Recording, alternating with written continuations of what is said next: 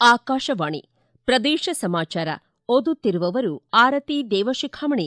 ಮುಖ್ಯಾಂಶಗಳು: ಚಿಕ್ಕಲಗಿ ತೊದಲಬಾಗಿ ಏತ ನೀರಾವರಿ ಯೋಜನೆ ತಿಂಗಳೊಳಗೆ ಪೂರ್ಣಗೊಳಿಸಲು ಕ್ರಮ ಕೈಗೊಳ್ಳುವುದಾಗಿ ಸಚಿವ ವಿಜಯಾನಂದ ಕಾಶಪ್ಪನವರ ಭರವಸೆ. ಬುನಾದಿ ಸಾಕ್ಷರತೆ ಹಾಗೂ ಸಂಖ್ಯಾಜ್ಞಾನ ಕಾರ್ಯಕ್ರಮದಡಿ ಮಕ್ಕಳಲ್ಲಿ ಕಲಿಕೆ ಹಾಗೂ ಗ್ರಹಿಕೆಗೆ ರಾಜ್ಯ ಶಾಲಾ ಶಿಕ್ಷಣ ಇಲಾಖೆ ಒತ್ತು. ಇಂದು ಪಂಡಿತ್ ಬಸವರಾಜ ರಾಜಗುರು ರಾಷ್ಟ್ರೀಯ ಪ್ರಶಸ್ತಿ ಪ್ರದಾನ ಸಮಾರಂಭ.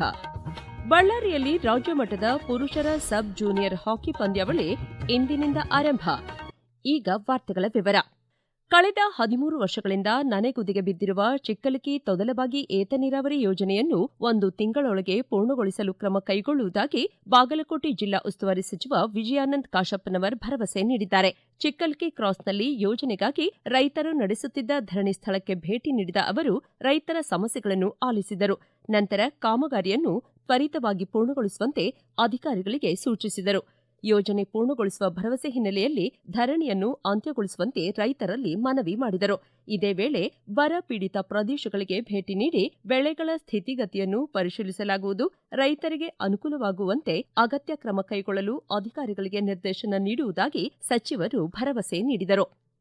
ರಾಜ್ಯ ಶಾಲಾ ಶಿಕ್ಷಣ ಇಲಾಖೆ ಬುನಾದಿ ಸಾಕ್ಷರತೆ ಹಾಗೂ ಸಂಖ್ಯಾಜ್ಞಾನ ಎಫ್ಎಲ್ಎನ್ಗೆ ಹೆಚ್ಚಿನ ಆದ್ಯತೆ ನೀಡುತ್ತಿದೆ. ಶಾಲಾ ಶಿಕ್ಷಣ ಇಲಾಖೆ ಧಾರವಾಡ ಆಯುಕ್ತಾಲಯದ ಒಟ್ಟು 9 ಶೈಕ್ಷಣಿಕ ಜಿಲ್ಲೆಗಳಲ್ಲಿ ಎಫ್ಎಲ್ಎನ್ ಗುರಿ ಸಾಧನೆಗೆ ಪೂರಕ ತಂತ್ರಜ್ಞಾನ ಹಾಗೂ ಕಾರ್ಯತಂತ್ರಗಳನ್ನು ಶಾಲಾ ತರಗತಿಗಳಲ್ಲಿ ರೂಪಿಸಿ ಅನುಷ್ಠಾನಗೊಳಿಸಲಾಗುತ್ತಿದೆ. ಈ ಕುರಿತು ಒಂದು ವರದಿ.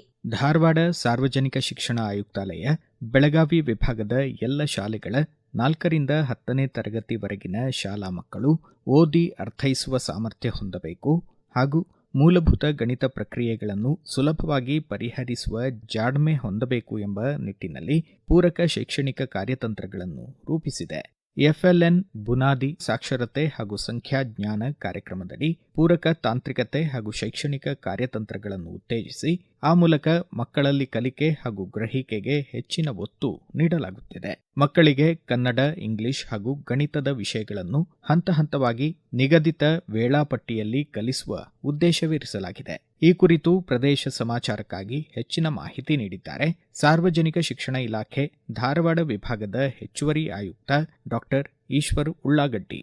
ಮಗುವಿಗೆ ಆರಂಭದಲ್ಲಿಯೇ ಕಲಿಕೆಯನ್ನ ಪರಿಚಯಿಸಿದಾಗ ಅದು ಸಾಕ್ಷರ ಮತ್ತು ಮೌಲ್ಯಯುಕ್ತ ಸಮುದಾಯದ ಅಭಿವೃದ್ಧಿಗೆ ಸಕ್ರಿಯವಾಗಿ ಕೊಡುಗೆ ನೀಡುವ ವ್ಯಕ್ತಿಯಾಗಿ ಬೆಳೆಯುವ ಸಾಮರ್ಥ್ಯವನ್ನ ಹೊಂದದೆ. ಹಾಗಾಗಿ ಎಫ್ಎಲ್ಎನ್ ಅಂತಂದ್ರೆ ಫೌಂಡೇಶನಲ್ ಲಿಟರಸಿ ಮತ್ತು ನ್ಯೂಮರಸಿ ಅಂದ್ರೆ ಮೂಲಭೂತ ಸಾಕ್ಷರತೆ ಮತ್ತು ಸಂಖ್ಯಾಜ್ಞಾನ ಈ ವಿಚಾರದ ಕುರಿತಂತೆ ಬೆಳಗಾವಿ ವಿಭಾಗದ ಎಲ್ಲ 4ನೇ ತರಗತಿಯಿಂದ 10ನೇ ತರಗತಿಯಲ್ಲಿ ಓದ್ತಿರ್ತಕ್ಕಂಥ ಪ್ರತಿ ಮಗು ಅರ್ಥೈಸಿಕೊಂಡು ಓದುವ ಮತ್ತು ಪ್ರತಿಕ್ರಿಯಿಸುವ ಮತ್ತು ಮೂಲಭೂತ ಗಣಿತದ ಕ್ರಿಯೆಗಳನ್ನ ಮಾಡುವ ಸಾಮರ್ಥ್ಯವನ್ನ ಹೊಂದತಕ್ಕಂಥದ್ದು ಇದರ ಮುಖ್ಯ ಉದ್ದೇಶವಾಗಿರ್ತಕ್ಕಂಥದ್ದು. ಈ ನಿಟ್ಟಿನಲ್ಲಿ ಧಾರವಾಡ ಆಯುಕ್ತಾಲಯದ 9 ಶೈಕ್ಷಣಿಕ ಜಿಲ್ಲೆಗಳ ವ್ಯಾಪ್ತಿಯಲ್ಲಿನ ಶಾಲೆಗಳು ಎಫ್ಎಲ್ಎನ್ ಸಾಧನೆಗೆ ಪೂರಕವಾದ ತಂತ್ರಜ್ಞಾನಗಳನ್ನ ಕಾರ್ಯತಂತ್ರಗಳನ್ನ ತರಗತಿಗಳಲ್ಲಿ ಅನುಷ್ಠಾನಗೊಳಿಸುವ ಮೂಲಕ ಪ್ರಸಕ್ತ ಸಾಲಿನಲ್ಲಿ ಬೆಳಗಾವಿ ವಿಭಾಗ ಎಫ್ಎಲ್ಎನ್ ಸಾಧಿಸಿದ ವಿಭಾಗ ಎಂಬ ಘನ ಧ್ಯೇಯದೊಂದಿಗೆ ಕಾರ್ಯಪ್ರವೃತ್ತರಾಗಲು ಕ್ರಮವಹಿಸಲಾಗ್ತಾ ಇದೆ. ಈ ದಿಶೆಯಲ್ಲಿ ಎಲ್ಲ ಶಿಕ್ಷಕರು ಹಾಗೂ ತಾಲೂಕಾ ಹಂತದ ಎಲ್ಲ ಕ್ಷೇತ್ರ ಶಿಕ್ಷಣಾಧಿಕಾರಿಗಳು, ಸಮನ್ವಯಾಧಿಕಾರಿಗಳು, ಸಿಆರ್ಪಿ ಅವರು, ಬಿಆರ್ಪಿ ಅವರು ಮತ್ತೆ ಎಲ್ಲ ಇಸಿಒ ಮತ್ತು ಉಳಿದಿರ್ತಕ್ಕಂಥ ಎಲ್ಲ ಅನುಷ್ಠಾನಾಧಿಕಾರಿಗಳೊಂದಿಗೆ ಹಾಗೂ ಜಿಲ್ಲಾ ಹಂತದ ಉಪನಿರ್ದೇಶಕರು, ಡಯಟ್ ಪ್ರಾಚಾರ್ಯರು ಮತ್ತು ಉಪನ್ಯಾಸಕರನ್ನು ಒಳಗೊಂಡು ಎಲ್ಲ ಅನುಷ್ಠಾನಾಧಿಕಾರಿಗಳು ಈ ಕುರಿತಂತೆ ಕಾರ್ಯಪ್ರವೃತ್ತರಾಗಲಿಕ್ಕೆ ಸೂಚನೆ ನೀಡಲಾಗ್ತಾ ಇದೆ. ದೇಶದಲ್ಲಿ ಸಕ್ಕರೆ ಬೆಲೆ ಏರಿಕೆ ವಿಷಯವನ್ನು ಕೇಂದ್ರ ಸರ್ಕಾರ ಸೂಕ್ಷ್ಮವಾಗಿ ಗಮನಿಸುತ್ತಿದೆ.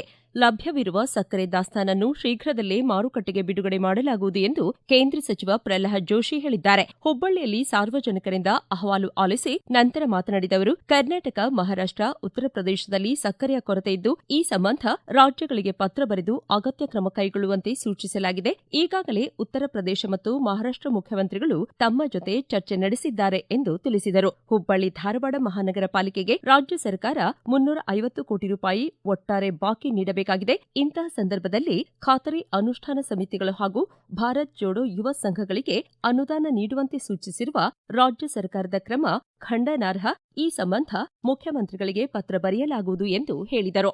ಕರ್ನಾಟಕ ರಾಜ್ಯ ರಸ್ತೆ ಸಾರಿಗೆ ನಿಗಮದ ಚಿತ್ರದುರ್ಗ ವಿಭಾಗದ ವತಿಯಿಂದ ಮೊಳಕಾಲ್ಮೂರು ಪಟ್ಟಣದಲ್ಲಿ ನಿರ್ಮಿಸಲಾಗಿರುವ ನೂತನ ಬಸ್ ನಿಲ್ದಾಣದಲ್ಲಿ ಜಿಲ್ಲಾ ಉಸ್ತುವಾರಿ ಹಾಗೂ ಪರಿಶಿಷ್ಟ ಪಂಗಡಗಳ ಕಲ್ಯಾಣ ಖಾತೆ ಸಚಿವ ಟಿ ರಘುಮೂರ್ತಿ ಬಸ್ಗಳ ಕಾರ್ಯಾಚರಣೆಗೆ ಸಾಂಕೇತಿಕವಾಗಿ ಚಾಲನೆ ನೀಡಿದರು. ಬಳಿಕ ಮಾತನಾಡಿದ ಸಚಿವರು 2018ರಿಂದ 2023ರ ಅವಧಿಯ ಸರ್ಕಾರದಲ್ಲಿ ಮಂಜೂರಾಗಿದ್ದ ಈ ಯೋಜನೆಯಡಿ ಅಂದಾಜು 5 ಕೋಟಿ 45 ಲಕ್ಷ ರೂಪಾಯಿ ವೆಚ್ಚದಲ್ಲಿ ನೂತನ ಬಸ್ ನಿಲ್ದಾಣ ನಿರ್ಮಾಣಗೊಂಡಿದೆ. ಕಾಮಗಾರಿಗಳು ಇನ್ನೂ ಪೂರ್ಣಗೊಳ್ಳುವ ಹಂತದಲ್ಲಿದ್ದು, ಸಾರ್ವಜನಿಕರ ಹಾಗೂ ಪ್ರಯಾಣಿಕರ ಅನುಕೂಲಕ್ಕಾಗಿ ತಾತ್ಕಾಲಿಕವಾಗಿ ಸಂಚಾರ ಆರಂಭಿಸಲಾಗಿದೆ. ಮುಂದಿನ ದಿನಗಳಲ್ಲಿ ಶಿಷ್ಟಾಚಾರದ ಪ್ರಕಾರ ಎಲ್ಲ ಜನಪ್ರತಿನಿಧಿಗಳು, ಪಕ್ಷದ ನಾಯಕರು ಹಾಗೂ ಸಂಘ ಸಂಸ್ಥೆಗಳ ಪ್ರತಿನಿಧಿಗಳನ್ನು ಆಹ್ವಾನಿಸಿ ವಿಜೃಂಭಣೆಯಿಂದ ಅಧಿಕೃತ ಉದ್ಘಾಟನಾ ಸಮಾರಂಭ ಆಯೋಜಿಸಲಾಗುವುದು ಎಂದು ತಿಳಿಸಿದರು. ಈಗ ಪ್ರಕಟಣೆ, ನಂತರ ಪ್ರದೇಶ ಸಮಾಚಾರ ಮುಂದುವರಿಯುವುದು. ನಮ್ಮ ಎಲ್ಲಾ ರಾಷ್ಟ್ರೀಯ ವಾರ್ತೆಗಳು ಹಾಗೂ ಪ್ರದೇಶ ಸಮಾಚಾರ ಈಗ ಆಕಾಶವಾಣಿ ನ್ಯೂಸ್ ಕನ್ನಡ ಯೂಟ್ಯೂಬ್ ಚಾನೆಲ್ನಲ್ಲಿ ಲಭ್ಯ. ನಮ್ಮ ಎಕ್ಸ್ ಖಾತೆ ಮತ್ತು ಇನ್ಸ್ಟಾಗ್ರಾಂ ಖಾತೆ ಆಕಾಶವಾಣಿ ನ್ಯೂಸ್ ಕನ್ನಡ. ಹೆಚ್ಚಿನ ಮಾಹಿತಿಗಾಗಿ ನಮ್ಮ ಫೇಸ್ಬುಕ್ ಖಾತೆ AIR ಕನ್ನಡ ನ್ಯೂಸ್ ಅನುಸರಿಸಿ. ಮಾಹಿತಿಯ ಹೂರಣ ವಾರದ ಕಾರ್ಯಕ್ರಮ ಪ್ರಚಲಿತ ವಿದ್ಯಮಾನ ಪ್ರತಿ ಬುಧವಾರ 9:15ಕ್ಕೆ. ಪ್ರದೇಶ ಸಮಾಚಾರ ಕೇಳುತ್ತಿದ್ದೀರಿ. ಸ್ವರ ಸಾಮ್ರಾಟ್ ಪದ್ಮಭೂಷಣ ಪಂಡಿತ್ ಬಸವರಾಜ ರಾಜಗುರು ಅವರ 106ನೇ ಜನ್ಮ ದಿನಾಚರಣೆ ಹಾಗೂ ಪಂಡಿತ್ ಬಸವರಾಜ ರಾಜಗುರು ರಾಷ್ಟ್ರೀಯ ಪ್ರಶಸ್ತಿ ಪ್ರದಾನ ಮತ್ತು ಸಂಗೀತೋತ್ಸವ ಇಂದು ಸಂಜೆ ಧಾರವಾಡದ ಕರ್ನಾಟಕ ಕುಲಪುರೋಹಿತ ಆಲೂರು ವೆಂಕಟರಾವ್ ಸಾಂಸ್ಕೃತಿಕ ಭವನದಲ್ಲಿ ಆಯೋಜಿಸಲಾಗಿದೆ. ಡಾ ಮಲ್ಲಿಕಾರ್ಜುನ್ ಮನ್ಸೂರ್ ರಾಷ್ಟ್ರೀಯ ಸ್ಮಾರಕ ಟ್ರಸ್ಟ್ ಅಧ್ಯಕ್ಷರಾದ ಪಂಡಿತ್ ಎಂ ವೆಂಕಟೇಶ್ ಕುಮಾರ್ ಕಾರ್ಯಕ್ರಮ ಉದ್ಘಾಟಿಸಲಿದ್ದು, ಸ್ವರ ಸಾಮ್ರಾಟ್ ಪಂಡಿತ್ ಬಸವರಾಜ ರಾಜಗುರು ರಾಷ್ಟ್ರೀಯ ಸ್ಮಾರಕ ಟ್ರಸ್ಟ್ ಅಧ್ಯಕ್ಷರಾದ ಪಂಡಿತ್ ಕೈವಲ್ಯ ಕುಮಾರ್ ಗುರವ್ ಅಧ್ಯಕ್ಷತೆ ವಹಿಸಲಿದ್ದಾರೆ. ಧಾರವಾಡ ಜಿಲ್ಲಾಧಿಕಾರಿ ಸ್ನೇಹಲ್ ಆರ್ ಪ್ರಶಸ್ತಿ ಪ್ರದಾನ ಮಾಡಲಿದ್ದಾರೆ. ಅತಿಥಿಗಳಾಗಿ ಬೆಳಗಾವಿ ವಿಭಾಗದ ಕನ್ನಡ ಮತ್ತು ಸಂಸ್ಕೃತಿ ಇಲಾಖೆ ಜಂಟಿ ನಿರ್ದೇಶಕರಾದ KH ಚನ್ನೂರ್ ಆಗಮಿಸಲಿದ್ದಾರೆ. ಪಂಡಿತ್ ಬಸವರಾಜ ರಾಜಗುರು ರಾಷ್ಟ್ರೀಯ ಪ್ರಶಸ್ತಿಗೆ ರಾಜಗುರು ಸಂಗೀತ ಪರಂಪರೆಯ ಅಗ್ರ ಶ್ರೇಣಿಯ ಗಾಯಕರಾದ ಯಕ್ಷಗಾನದ ಸಾಂಸ್ಕೃತಿಕ ನೆಲೆಯಾದ ಉತ್ತರ ಕನ್ನಡ ಜಿಲ್ಲೆಯ ಪಂಡಿತ್ ಪರಮೇಶ್ವರ್ ಹೆಗಡೆ ಭಾಜನರಾಗಿದ್ದಾರೆ. 2023ರಲ್ಲಿ ಆಕಾಶವಾಣಿಯ ಅಖಿಲ ಭಾರತ ಸಂಗೀತ ಸ್ಪರ್ಧೆಯಲ್ಲಿ ಪ್ರಥಮ ಸ್ಥಾನ ಪಡೆದು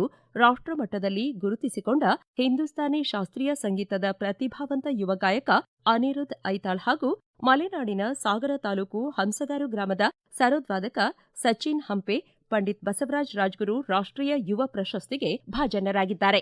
2026-27ನೇ ಸಾಲಿನ ಕರ್ನಾಟಕ ನಾಟಕ ಅಕಾಡೆಮಿ ಪ್ರಶಸ್ತಿ ಪ್ರಕಟಿಸಿದ ಹಿನ್ನೆಲೆ ಜೀವಮಾನ ಸಾಧನೆ ಗೌರವ ಪ್ರಶಸ್ತಿಗೆ ಖ್ಯಾತ ರಂಗಭೂಮಿ ಹಾಗೂ ಚಲನಚಿತ್ರ ಹಿರಿಯ ನಟರಾದ ಮುಖ್ಯಮಂತ್ರಿ ಚಂದ್ರು ಭಾಜನರಾಗಿದ್ದಾರೆ. ಈ ಕುರಿತು ಅವರು ಪ್ರದೇಶ ಸಮಾಚಾರಕ್ಕಾಗಿ ತಮ್ಮ ಸಂತಸ ಹಂಚಿಕೊಂಡಿದ್ದಾರೆ. ರಂಗಭೂಮಿಯನ್ನ ಉಳಿಸ್ಕೊಳ್ಳೋಕ್ಕೋಸ್ಕರ 51 ವರ್ಷದಿಂದ ನಾನು ಸತತವಾಗಿ ಒಂದು ಕಲಾಗಂಗೋತ್ರಿ ತಂಡದಿಂದ ಇರೋದ್ರಿಂದ ಈ ಅವಾರ್ಡ್ಗೆ ಆ ರಂಗಭೂಮಿಗೆ ಮತ್ತು ನಮ್ಮ ತಂಡಕ್ಕೆ ಮತ್ತು ರಂಗಕರ್ಮಿಗಳಿಗೆ ಕೊಟ್ಟಂತ ಅವಾರ್ಡ್ ಅಂತ ನಾನು ಭಾವಿಸ್ತೀನಿ. ಇದು ಪ್ರಾಮಾಣಿಕವಾಗಿ ಬಂದಿದೆ ಮತ್ತು ಅರ್ಹತೆ ಬೇಕಾದಷ್ಟು ಜನ ಇದ್ರು ಕೂಡ ನನ್ನನ್ನ ಗುರುತಿಸಿದ್ದಾರೆ ಆ ಕಮಿಟಿಯವರು ಅನ್ನೋದಕ್ಕೆ ಧನ್ಯವಾದಗಳನ್ನ ಹೇಳ್ತಾ ಇದ್ದೀನಿ. ಆಮೇಲೆ ಅವಾರ್ಡ್ ಅನ್ನತಕ್ಕಂಥದ್ದು ಏನು ಅಂತಂದ್ರೆ ಮುಂದಿನ ಇನ್ನೂ ಕೆಲವು ವರ್ಷಗಳ ಕಾಲ ಇದರಲ್ಲಿ ನೀವು ಮುಂದುವರಿದು ಇನ್ನೂ ಪ್ರೋತ್ಸಾಹ ಆಗ್ತಕ್ಕಂಥದ್ದು.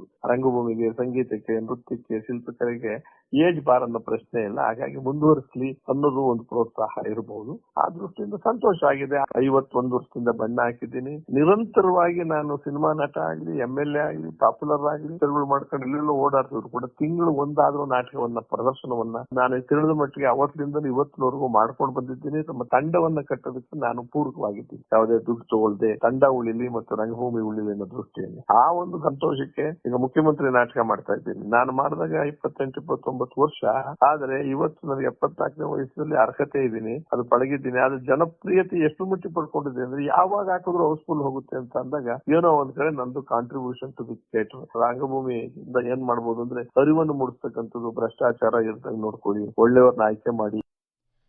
ಧಾರವಾಡ ವಿದ್ಯಾವರ್ಧಕ ಸಂಘದ ರಾಹ ದೇಶಪಾಂಡೆ ಸಭಾಭವನದಲ್ಲಿ ಡಾ ಮೊರಾರ್ಜಿ ಪಿಸೆ ವಿರಚಿತ ಅಬ್ಸೆಂಟ್ ಫಾದರ್ ಸಿಂಡ್ರೋಮ್ ಅನುವಾದ ಕೃತಿ ಅಪ್ಪ ನೀನೇಕೆ ಹೀಗೆ ಇಂದು ಬೆಳಗ್ಗೆ 10:30ಕ್ಕೆ ಲೋಕಾರ್ಪಣೆಗೊಳ್ಳಲಿದೆ. ಬಳ್ಳಾರಿ ನಗರದ ಜಿಲ್ಲಾ ಹಾಕಿ ಕ್ರೀಡಾಂಗಣದಲ್ಲಿ ರಾಜ್ಯ ಮಟ್ಟದ 16 ವರ್ಷದೊಳಗಿನ ಪುರುಷರ ಸಬ್ ಜೂನಿಯರ್ ಹಾಕಿ ಪಂದ್ಯಾವಳಿ ಇಂದಿನಿಂದ ಆರಂಭವಾಗಲಿದ್ದು ಇದೇ 28ರವರೆಗೆ ನಡೆಯಲಿದೆ.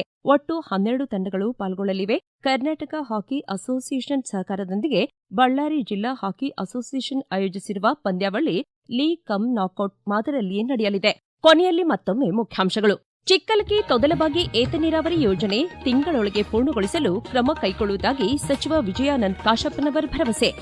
ಬುನಾದಿ ಸಾಕ್ಷರತೆ ಹಾಗೂ ಸಂಖ್ಯಾಜ್ಞಾನ ಕಾರ್ಯಕ್ರಮದಡಿ ಮಕ್ಕಳಲ್ಲಿ ಕಲಿಕೆ ಹಾಗೂ ಗ್ರಹಿಕೆಗೆ ರಾಜ್ಯ ಶಾಲಾ ಶಿಕ್ಷಣ ಇಲಾಖೆ ಒತ್ತು. ಇಂದು ಪಂಡಿತ್ ಬಸವರಾಜ ರಾಜಗುರು ರಾಷ್ಟ್ರೀಯ ಪ್ರಶಸ್ತಿ ಪ್ರದಾನ ಸಮಾರಂಭ.